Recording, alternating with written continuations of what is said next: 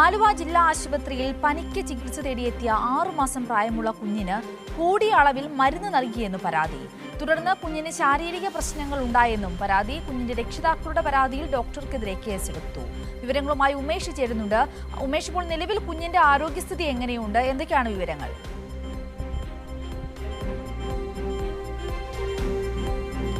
സിന്ദൂരി, കുഞ്ഞിൻ്റെ ആരോഗ്യനില തൃപ്തികരമാണ്. ഇക്കഴിഞ്ഞ ഏപ്രിൽ 29-നാണ് ഈ സംഭവം ഉണ്ടാകുന്നത്. ഈ കുഞ്ഞിന് പ്രതിരോധ വാക്സിൻ കൊടുത്ത ശേഷം പനിയുണ്ടായി. പനി ഉണ്ടാവുക സ്വാഭാവികമാണ്. ഈ പനി നിയന്ത്രിക്കുന്നതിനായി ഡോക്ടറെ കാണിക്കാൻ വേണ്ടിയാണ് ആലുവ ജില്ലാ ആശുപത്രിയിൽ എത്തിയത്. ജില്ലാ ആശുപത്രിയിൽ ഈ കുഞ്ഞിനെ പരിശോധിച്ച ഡോക്ടർ കുഞ്ഞിന് പാരസെറ്റാമോൾ ലിക്വിഡ് മരുന്ന് നൽകാൻ നിർദ്ദേശിക്കുകയായിരുന്നു. പക്ഷേ ആ നൽകാൻ നിർദ്ദേശിച്ച മരുന്നിൻ്റെ അളവ് കൂടുതലായിരുന്നു. ഓവർഡോസായി കുഞ്ഞിന് മരുന്ന് നൽകി എന്നുള്ളതാണ് ഇവർ ഉന്നയിക്കുന്ന പരാതി. അങ്ങനെ ഓവർഡോസായി മരുന്ന് അകത്ത് ചെന്ന കുഞ്ഞിന് ആരോഗ്യ പ്രശ്നങ്ങളുണ്ടായി.